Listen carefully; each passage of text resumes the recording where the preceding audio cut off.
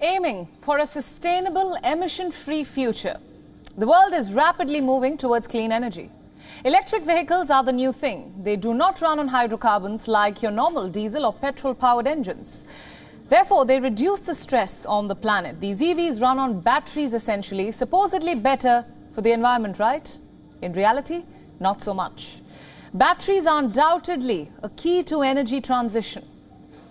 But to make those, you need metals like cobalt and manganese. It's important to note that these metals are not readily available. Mining firms have been scouring the planet for several years to look for reserves.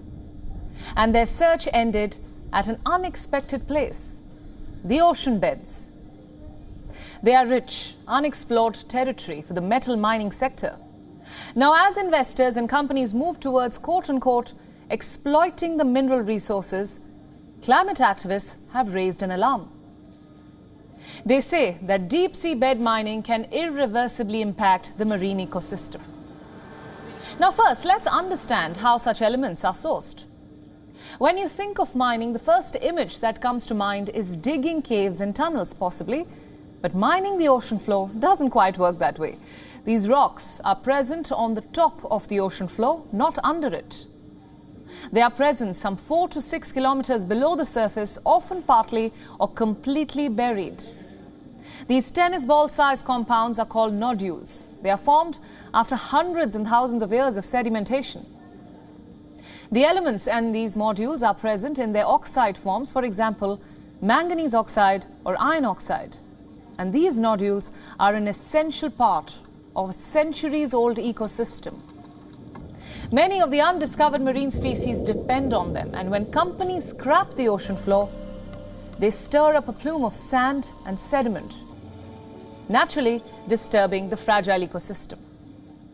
Moreover, the mining dredge also leads to a lot of noise pollution, creating an additional set of troubles for the peaceful marine life.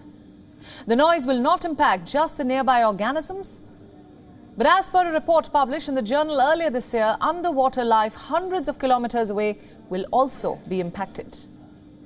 The noise will likely act as a disturbance for communication between species like the whales. The deep ocean is beyond the jurisdiction of individual countries. After all, it is governed by an intergovernmental body called the International Seabed Authority.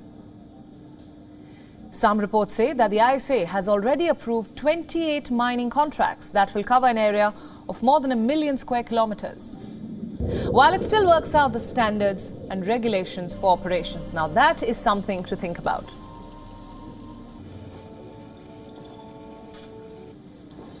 WION World is now available in your country. Download the app now and get all the news updates on the move.